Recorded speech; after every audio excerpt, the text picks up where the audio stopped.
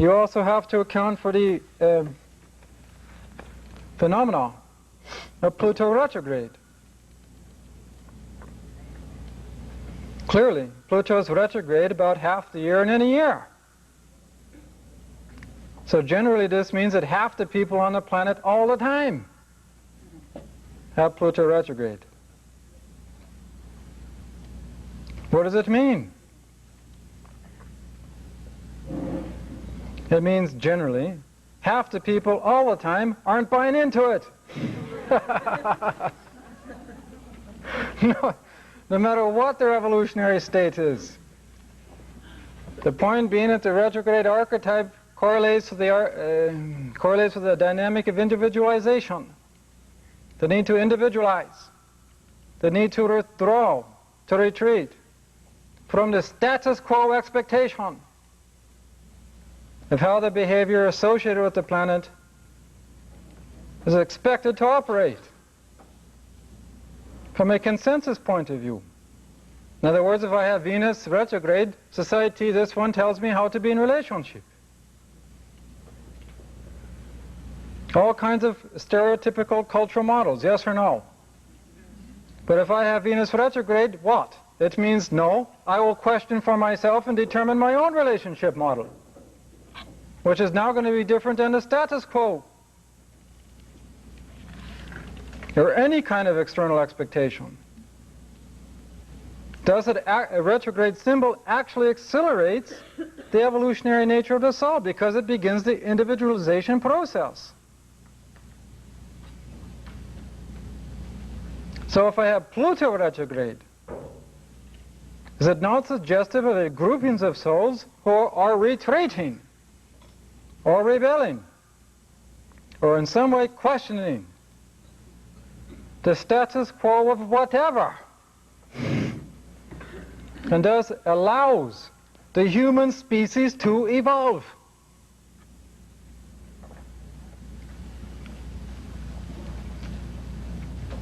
It accelerates, from an esoteric point of view, places more emphasis upon the desire to return to the source of the soul.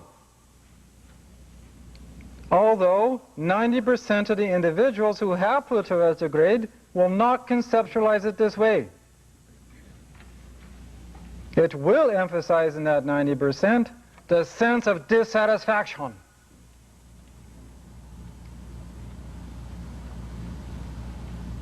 And there's that sense of dissatisfaction that correlates to the questioning that goes on.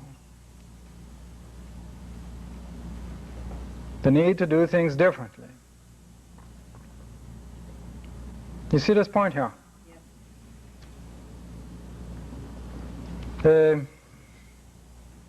That's why, when you look at it collectively, the collective soul, when Pluto goes retrograde, it gives us actually an opportunity to not only reflect upon that which has come prior to its going retrograde, I'll give you an example in a minute, but also allows you to adjust your response to that which has come before, so that when it goes direct, that response will be more perfectly aligned with the intent in the first place. Let me give you an example.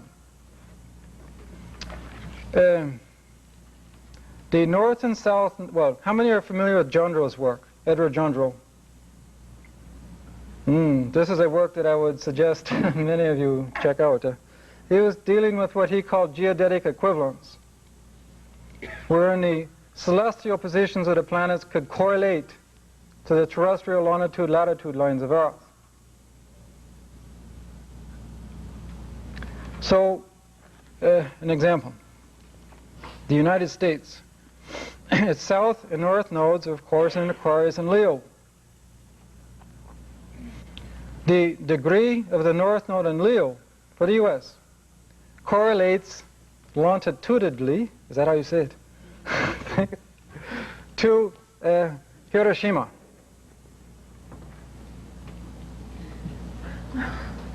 Now, when the atom bomb was developed, and keeping in mind that the original inventor was a man named Oppenheimer, whose primary deity was the goddess Kali.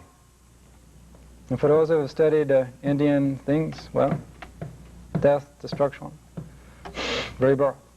And see, from Oppenheimer's point of view, he generated the atom bomb. Why? He felt if there was a weapon made that was so powerful, there would be no more war. What he failed to realize was the human imperfections that took over and have made it what it is today. But nonetheless, when the atom bomb was dropped on Hiroshima and so on, Pluto was transiting the U.S. North Node.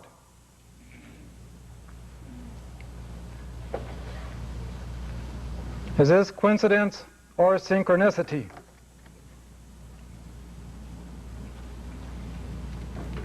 And now, in this most recent time, the transit of Pluto has been squaring the nodal axis of the U.S., the U.S. chart. The first square specifically correlated with the summit in Iceland,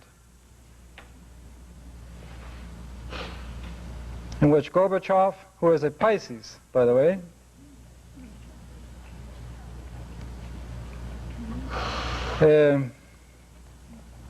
how many are aware that he's just been poisoned? Within his own country, somebody is trying to kill this man. He's just had massive food poisoning. He was on vacation, ate some food. He's okay. But this means that somebody within his own structure, as they did with Kennedy, killed him, tried to kill him, because they're trying to advocate peace, and they're trying to defuse the military-industrial complex. But anyway, Iceland correlated with this Pluto transit, the U.S. And what was the message there? Absolute disarmament. So my point is that relative to the first Pluto conjunction to the U.S. North Node, through time, becoming a square to that nodal axis. What does it mean? It means at that point in time that the world, the U.S., the USSR, have an opportunity to eliminate Pluto, be away, get rid of this insanity called nuclear weapons, which of course most of you know Pluto correlates with fission, or the nucleus of anything, / atom bomb, neutron bomb and all this. And look at the message there. And the South Node was in Aquarius, is in Aquarius, the unexpected message. You see my point here? And didn't they describe it somewhat this way? Unexpected? Nobody was anticipating? Catching Reagan again, yet with his pants down? / unprepared. Is he ever? We'll leave these jokes aside now. But then Pluto goes retrograde, you see my point? Because what was the initial reaction? Everybody freaks out, we can't do this, and all the things that these types of consciousness do. Threat to NATO and all these claims. Asking Reagan to eliminate the delusion of Star Wars. I mean, this is an aside here. Reagan, South Node, Scorpio, 12th house. Is this not a perfect symbol for Star Wars? Think about it. Space-based defense. And doesn't Reagan himself claim this to be his greatest dream? The ultimate insurance? Are these not descriptive of South Node and Scorpio in 12th house? Yes or no?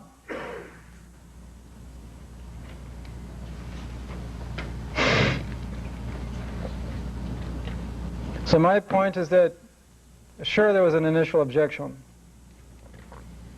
relative to existing reality, security. But as this thing went retrograde and so on and so forth, there were times to reflect on it, thus to adjust it. And what has now led to this, hopefully, this initial agreement of these short-range, middle-range weapons. That's the beginning. You see my point here? So Pluto offers these kinds of opportunities.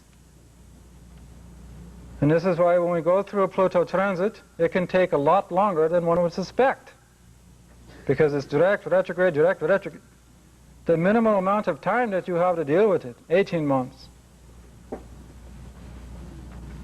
The maximum 5 years.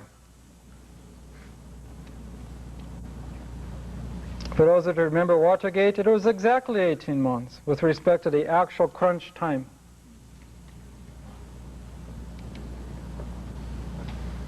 And that correlated with Pluto transit on Nixon's south node. Again, coincidence, synchronicity. And in Nixon's case, his south node is in Libra, so he took down all of his yes men with him. All those Libra alter egos. The Ehrlichmans, the Haldermans.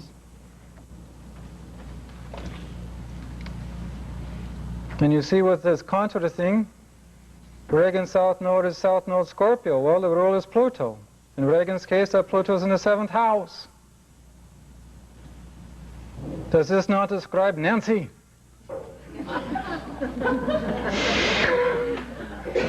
Yes or no?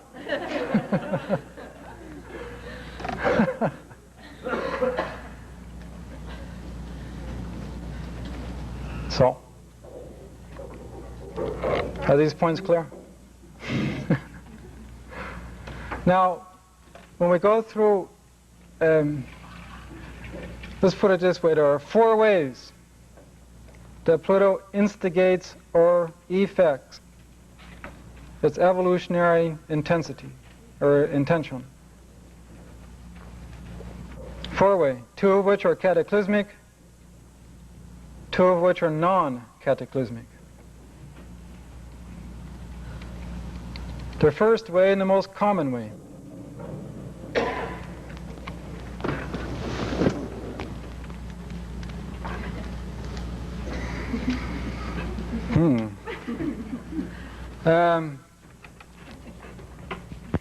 Is to form a relationship with something that symbolizes to you that which you think you need, which at that point in time you do not currently have. And by forming a relationship to it, a Plutonian osmosis takes place in which you become that which you have formed the relationship to, thus metamorphosizing. Could you repeat that, please? Huh? Oh, the question is, would we repeat that? The most common way for Pluto to effect its evolutionary intentions is to form a relationship to something. An example would be astrology. To something that you think that you need, which at that point in time you don't feel you have. You form relationship, Plutonian osmosis takes place, metamorphosis. There was a point in time in this life in which you became interested in astrology. All of you. And all of you formed a relationship to astrology, yes or no? Yeah. And as you immersed yourself in your studies, did you not notice an osmosing taking place? Yes or no? Yeah. Did this not then add to you what you were not before? Yeah. Yeah. Did this not generate some sort of metamorphosis? This is a non-cataclysmic way of doing it. So from a layman's point of view, you are what you think you are? Or you become what you think you can become? At an egocentric level, you are what your experiences create. Okay. If I study astrology, I become an astrologer. Another most common way to do this type of evolution is to form a relationship with the lover.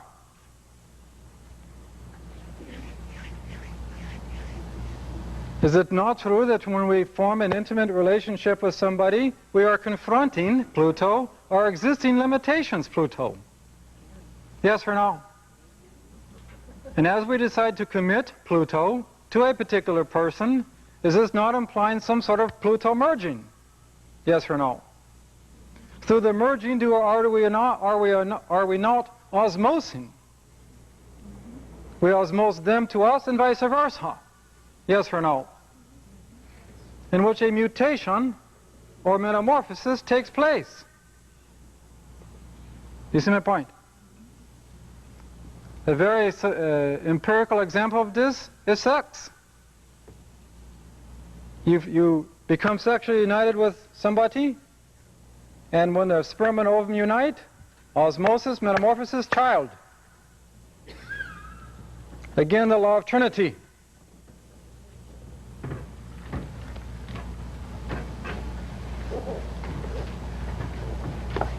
This is, in fact, from an esoteric point of view / karmic point of view, one of the greatest arguments for not being sexually promiscuous. Not for just at the juicy point, no.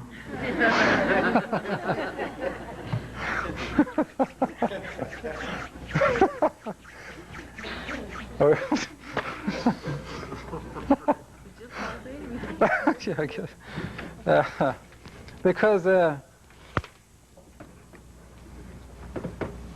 you see, Pluto correlates with the RNA DNA structure, the genetic code, from a purely anatomical point of view. So when we are sexual with somebody, the sexual fluids are exchanged, are they not? Through osmosis, we take on or become the karmic signature, evolutionary signature of that which we're sexually united with, and vice versa. And thus we can alter our own life path in some way. Is it not true that for those that you have slept with, that they are more firmly embedded in you than those that you have not?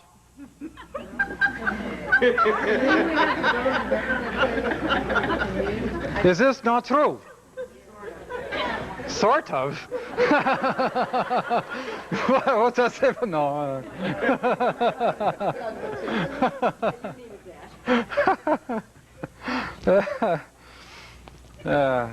So anyway, this is my argument anyway, for not being sexually promiscuous, unless you want to, take that path. This has nothing to do with all these moral claims of, that all the fundamentalists are now making with respect to the age signatures and all the rest of it. The fact is that Pluto and Scorpio in the 8th house all correlate with the phenomena of viruses and bacteria. They are just forms of life. And as you come into the Scorpio time, Pluto, Scorpio, you have mutation. So what is mutating? Forms of life called viruses and bacteria. They are directly mutating in response to when Pluto was in Virgo, i.e., when all the super vaccines and all these high-powered drugs were made. These are forms of life. They're trying to sustain themselves, as any form of life does. And thus they mutate and become these types of bacteria and viruses that, as when they originally manifest, create problem. And so now it's called AIDS.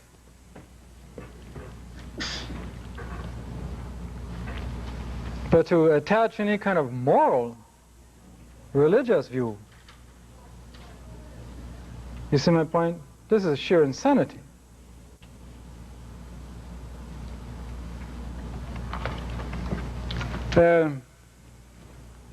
Anyway, this is one of the ways that Pluto affects, i.e. the form relationship.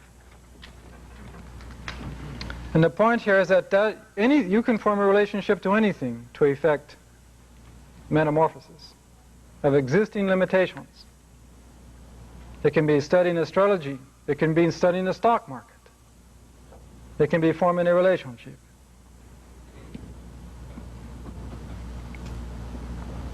It can be sexuality.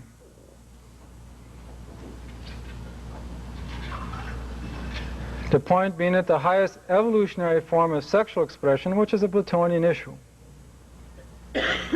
is not just base primary sexual expression that, let's say, Betty Crocker and Marlboro Man do, and or Rambo. No. The English word from the East is called Tantra, in which the actual energy exchange is rerouted up the spine. Pluto. Pluto correlates with the spine. Pluto correlates with Kundalini. To reroute it, not to dissipate it externally. And this simply involves certain ancient / timeless. Just because something's ancient doesn't mean it's outworn its time, because replace ancient in certain cases with timeless or eternal. It allows, once the routing is reversed, a mutation in consciousness. The point being that when Kundalini, are you interested in these things? I feel like I'm rambling here.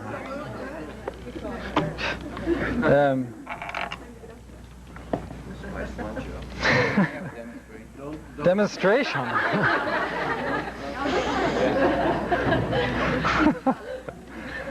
When Pluto is released, i.e. Kundalini, from the root chakra, it will attempt to Pluto penetrate to the nucleus Pluto of any cell that needs to be alchemically changed. You put two chemicals together, cell, Kundalini, alchemical metamorphosis.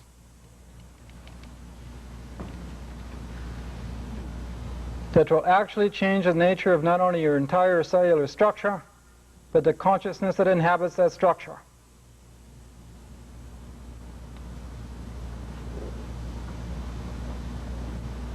Consciousness exists.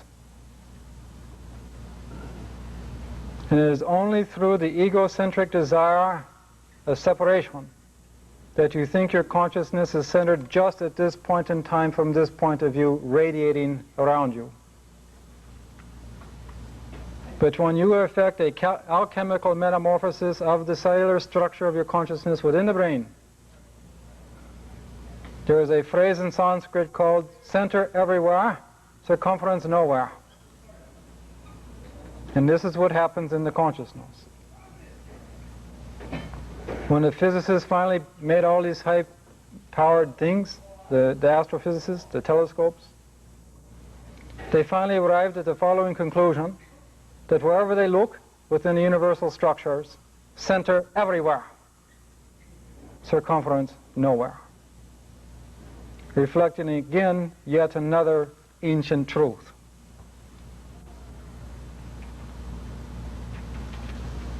For those that have been studying chakra and the various universal dimensions that they correlate to, the astrophysical model is called black holes. If you are talking with a physicist, ask them to explain to you the nature of a black hole. They can sort of vaguely describe it as, I think I heard one guy describe it as violations of physical laws making space operate in a strange way. Something like this. Which is really saying they don't know what the hell it is. You can ask them trying to describe magnetism, they'll have a hard time. Exactly. That's something they know, they can see all kinds of proofs and describe what it does, but what is it? Sure.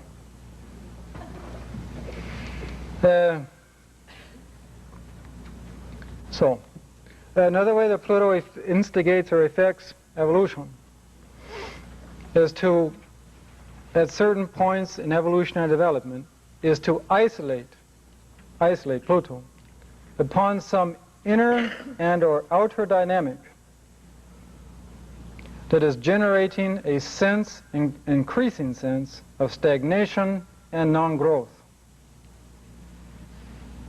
The initial state of consciousness when this happens is aware that it is stagnating, not aware of the cause. Again, the interface between, in quotes, consciousness, unconscious. Because the individual at this evolutionary point, the soul, intends to change, it simply can lead into a progressive withdrawal or isolation from their immediate and existing reality.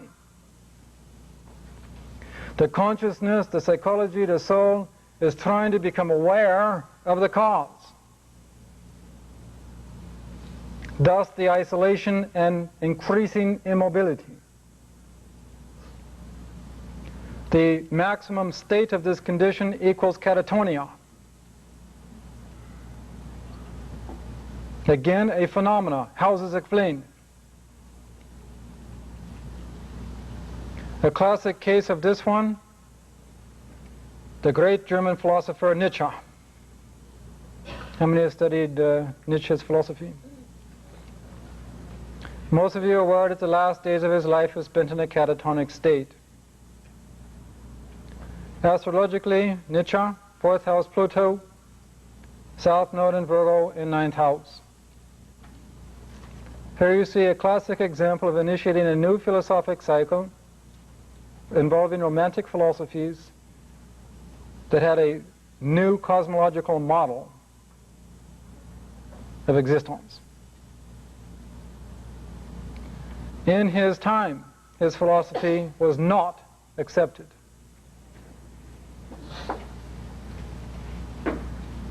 As he became older, he did not know why. He felt persecuted, criticized, attacked, misunderstood. Virgo, which of itself progressively degenerated into emotional isolation, retreat, and withdrawal. He didn't know why. In addition, because of the gender switch that is implied here, he did not sleep with his first woman until he was in the mid-50s. The very first woman that he slept with, he got syphilis. South Node in Virgo, a disease. Which obviously contributed, because there was no treatment then, to this catatonic withdrawal.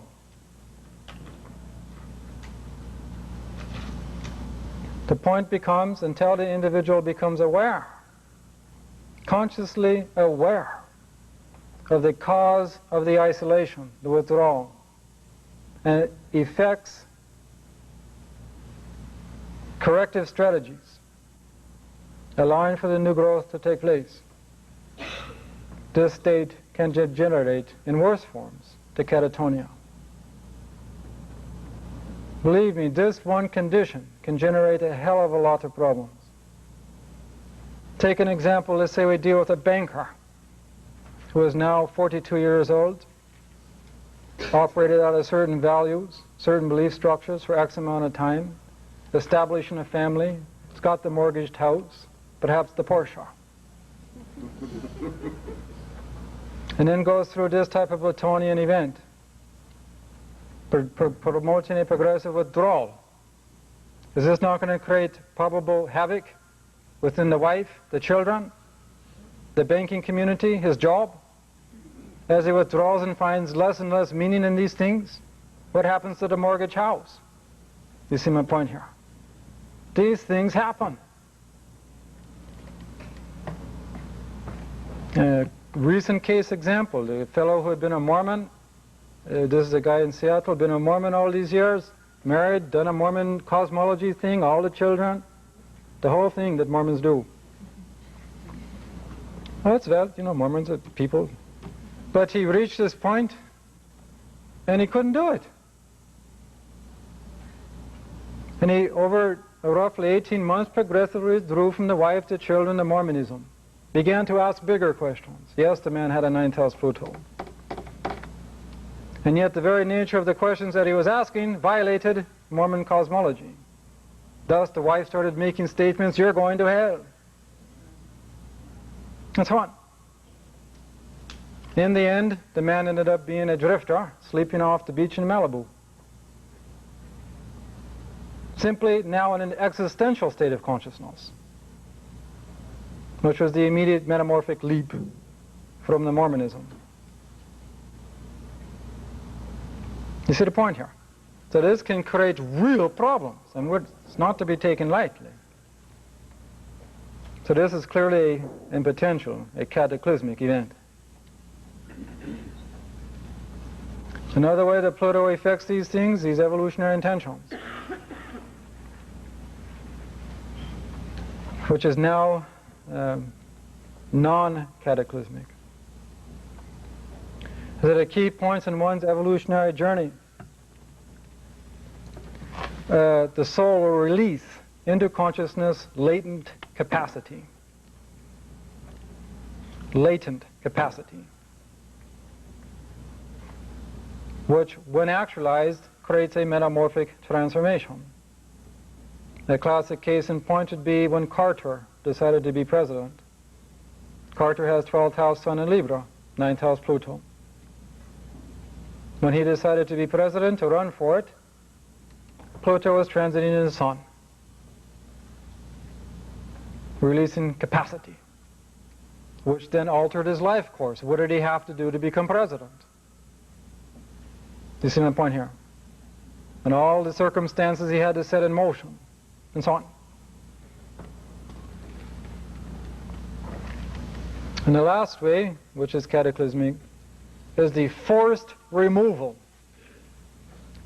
from something in your life, whether that's an inner dynamic or an external condition, that you have overly invested and or identified yourself with, to the point that you are no longer growing.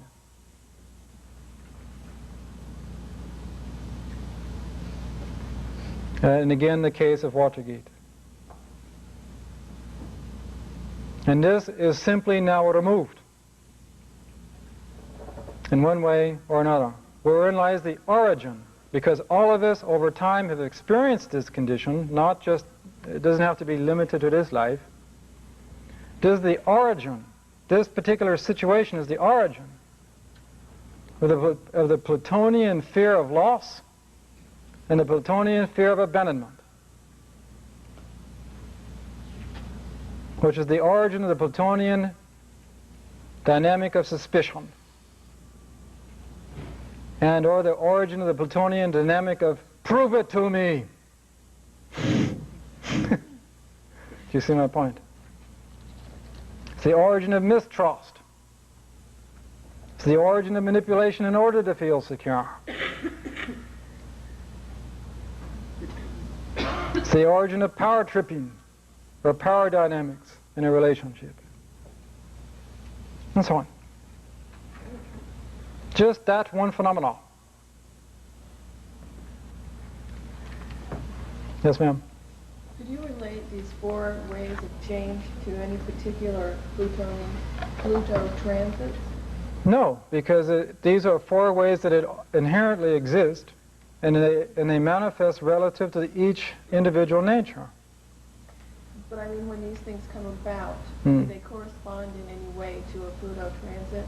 Well, either a Pluto transit or what the soul has programmed for its entire life. As an example, if I deal with an 8th house Pluto person, in general, this is a soul that is programmed throughout its life. A series of metamorphic events leading to massive disruptions, and yet redefinition, stability, metamorphosis, throughout the life. Okay, so the timing has really very little to do The timing has everything to do with it, but it's not specific to the Pluto transit. Okay, that's just what I was going to say. What if I have Pluto in the 8th house and all of a sudden a Saturn transit is in the 4th house aspect in the natal? Yeah. In any case, Pluto will be involved in some way. Okay. So these are the 4 ways, eh? Now you have to, when you look at the transiting Pluto, what you read is the transiting needs or intentions of the soul. Not only individually, but collectively. Now that we have Pluto and Scorpio, what is the collective need of the soul and the collective need of the planet that these souls are living on?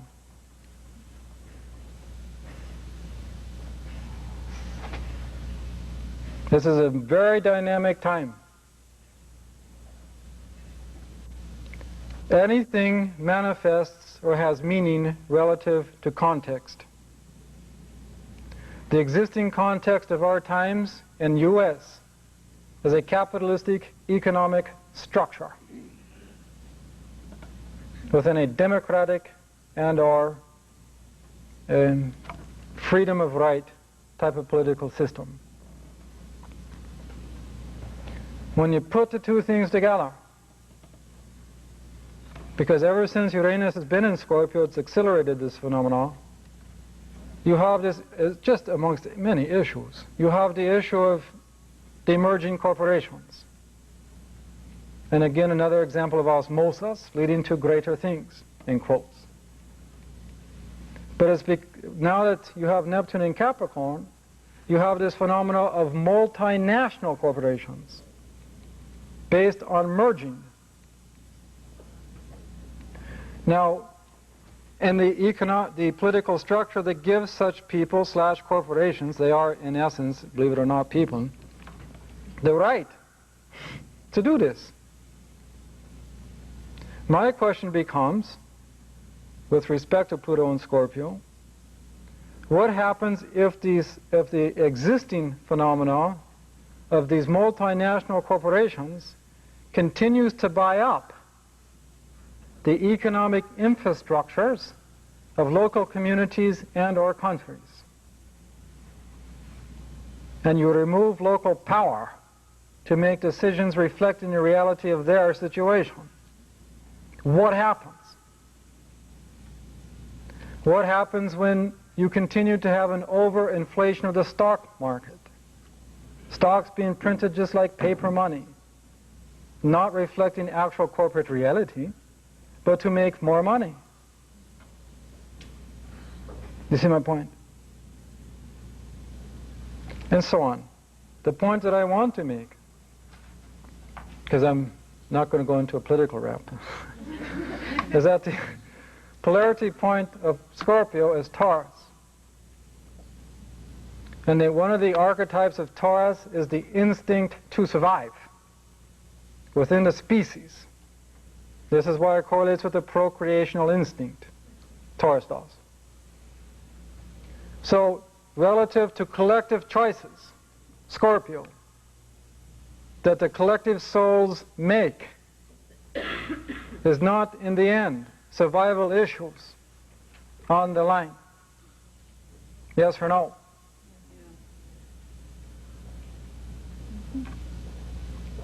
Not only the survival of people, but the planet itself.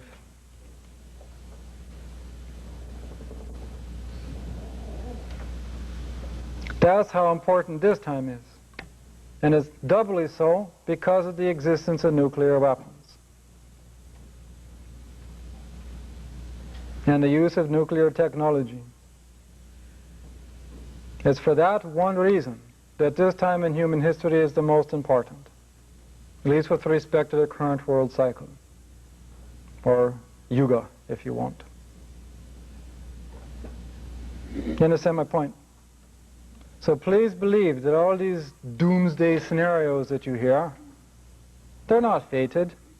They're not destined to happen as if we have no choice in the matter.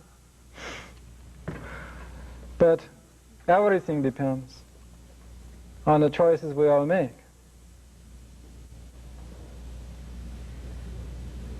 This is why this next conjunction we have, Saturn-Uranus, next year, is so important.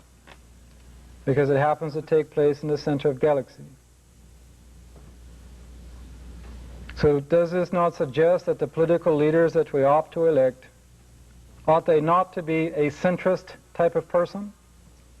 One who can incorporate all views? Or should we elect yet another extremist,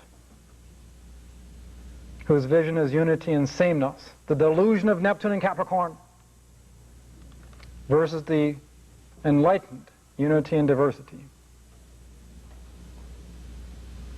You understand my point?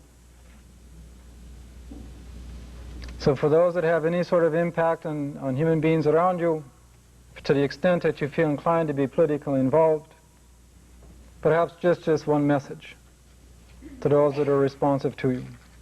It doesn't matter what the political labels are, Republican, Democrat. It's stupid. But what does matter is a centrist. Does this make sense, or am I bumping gum again?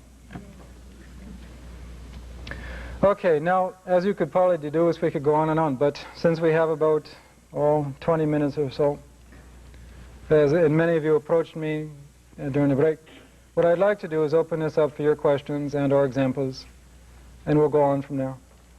Yes, ma'am? I have Pluto in the North Node, both in the 8th house. How does that axis work one point to the second?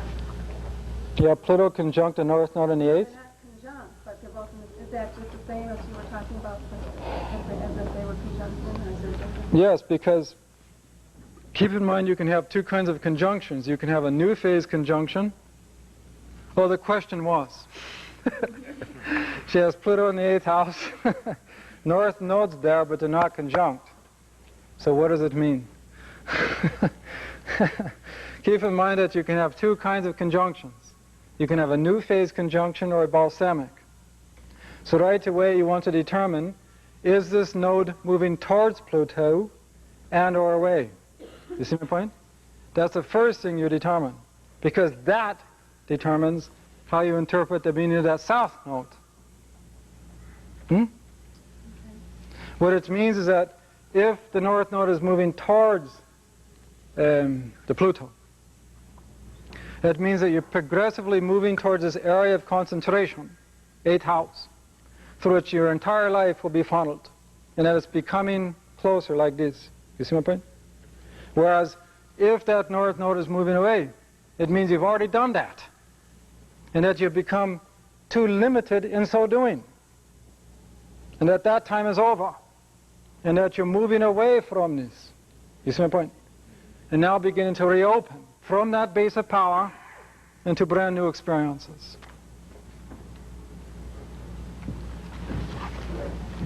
Back here. I have a Pluto-Mercury opposition, which is in conjunct the nodes, with North Node being conjunct Pluto. Do I just completely discount the Mercury conjunct the South Node? Of course not. Why would you even make that conclusion? Because you said that the North Node conjunct Pluto would be the whole thing through which your life is funneled. That was when just Pluto was on the North Node. We didn't say when there was a planet on the South. No, because that Mercury on the South Node comes under these three conditions that we described when Pluto was conjunct the South Node. Remember? Fruition, relive, maybe both. They're all tied into a grand trine with Pluto making it a kite formation. It would tend to suggest more of a fruition state, just based on that aspect pattern. So that means you're bringing something from the past into this life that is involving Mercury South Node issues. And that becomes a central component to your overall structure of reality, North Node Pluto, this life. You see my point? Okay. Talk a little bit about the North Node being in Scorpio. Talk a little bit about Mercury, no, North Node being in Scorpio. What do you want to know?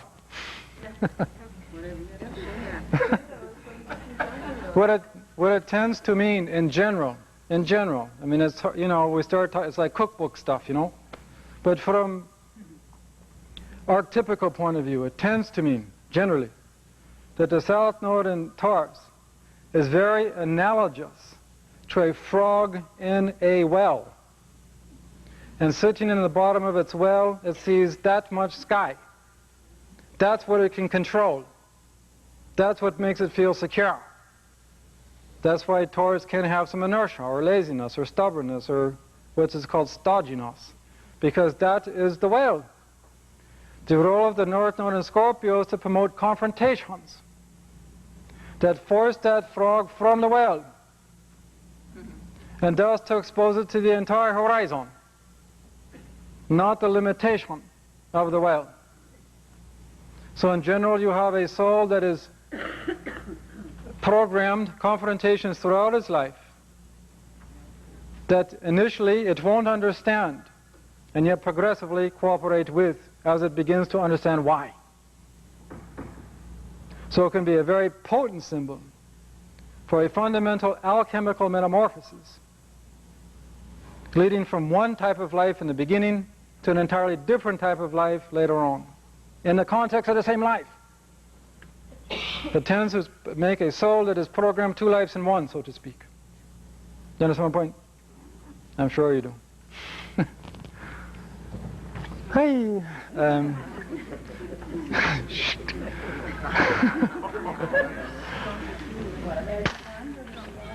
Back here. When you're involved in one relationship that you're talking about was an instrument of change in your life, then you get to the point where you actually should realize that it is either something you're too attached to, it's outlived, and yet it's a situation where you're either going back together, breaking apart, and there's an awareness there, but at what point do you recognize, what point can you say, make the break, I've had enough, I've made my changes? When you perceive that repeat that? You gotta be kidding. Well,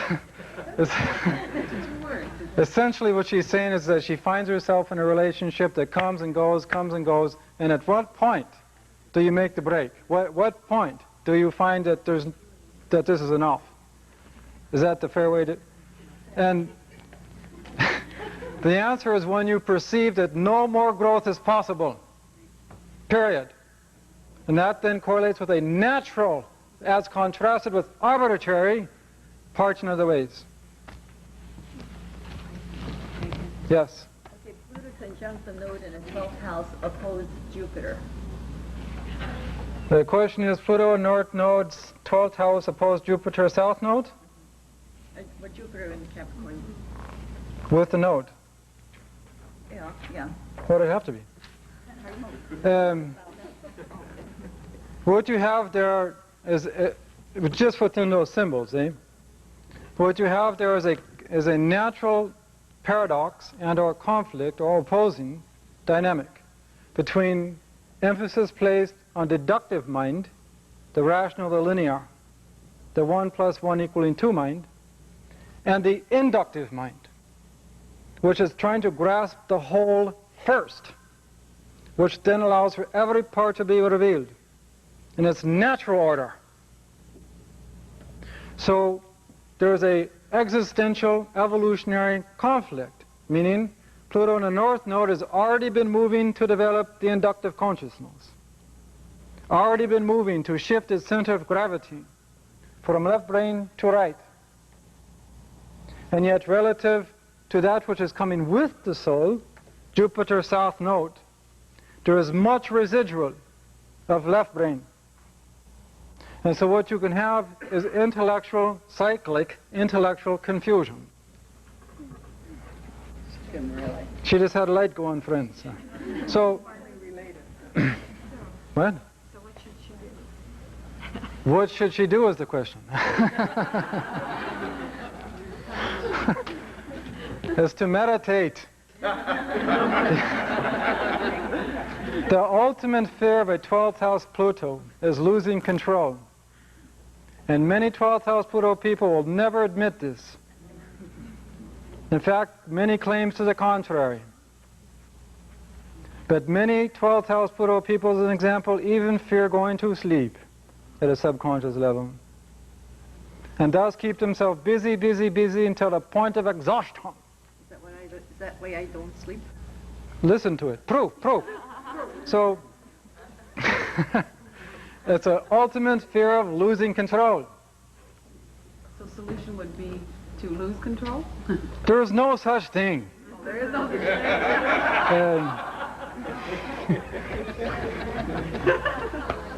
So what has been afraid to be lose control here is mind.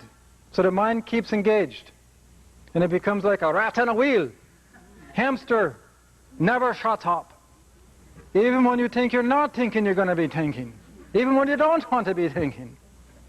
Which again reflects the fear. So, the solution is to choose a spiritual philosophy that is self-proving, Pluto. One that will give you the conceptual framework, but say, don't believe any of this, 12th house, until you prove it to yourself. Meaning in your nature, this thing called faith must follow an experience. The only faith you should take into an experience of this kind is that the techniques, 6th house, relative to the system, Jupiter, of your choice, Pluto, just might work. It requires active meditation as contrasted with passive. Passive meditations are things like affirmations, visualizations, watching the breath, and the like. You've already realized for yourself that this is not enough. Yes. So, active meditation is fundamentally different. The nature of the finite mind, 6th house, is nothing but breath, 12th house. If we look at a corpse, Pluto, I think we agree it's not thinking. Yes? And if we operate on the brain, Pluto, 6th house, 12th house, we don't find consciousness thought, and yet it exists. So active meditation by its very nature seeks to shallow the breath and then stop it. You will not only simultaneously lose your emotional fear of losing control, right then and there, because you will in that state realize that you're more conscious than ever before, and yet you're not breathing. What does it mean? But you will simultaneously sever Pluto, the tether, 6th house, of the deductive mind, 6th house, and will literally induce 12th house, an inductive consciousness, which allows the inner darkness to part, and you become experientially aware of the inner living universe. And at that point, your fundamental fear of confronting your aloneness, we're now talking about, you know, when I look in your eye, I see a person that, in effect, is standing on a precipice. And in back of you is the light of your known world, which is now boring.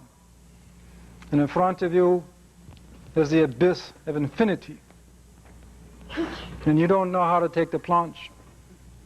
So you're remaining paralyzed on the precipice and feeling more alone than ever before.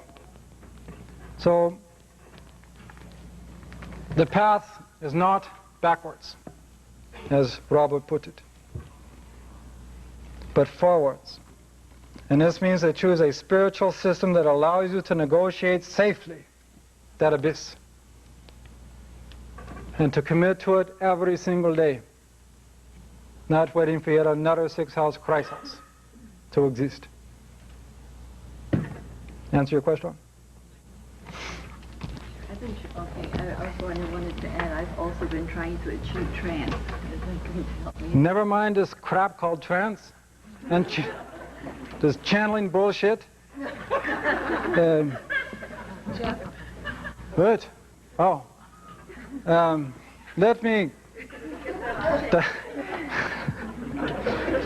Look, the message, 12th house Pluto, is to go directly to the source that created everything. And as Jesus pointed out, let that which you are meant to become be added onto you as a byproduct of that commitment.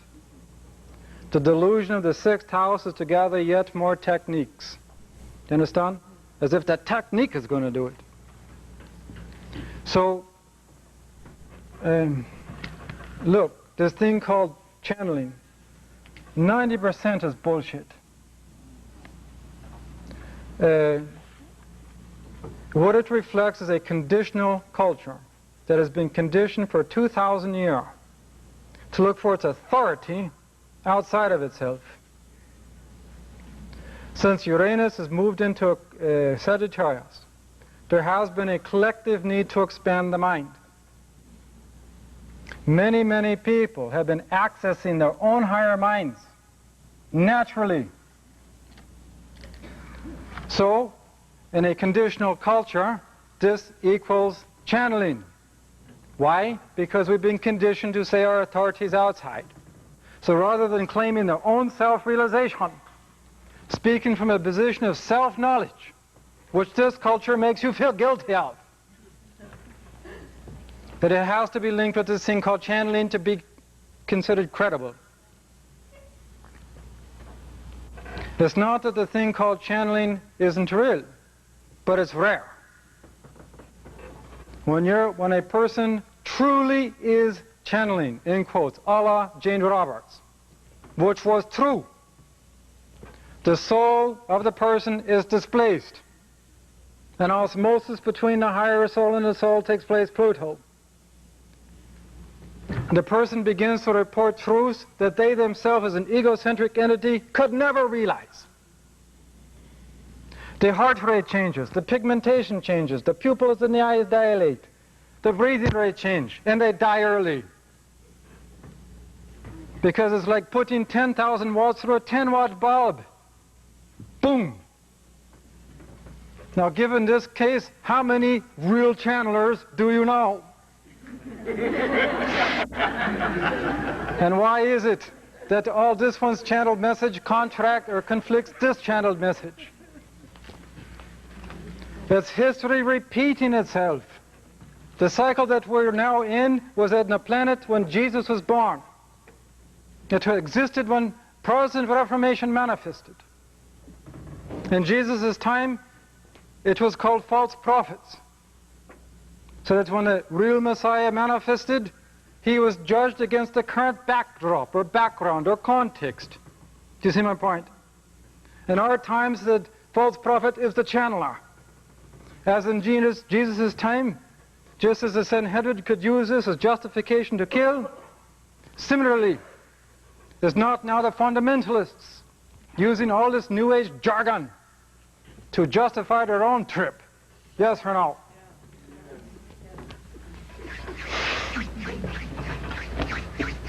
Thank you for coming.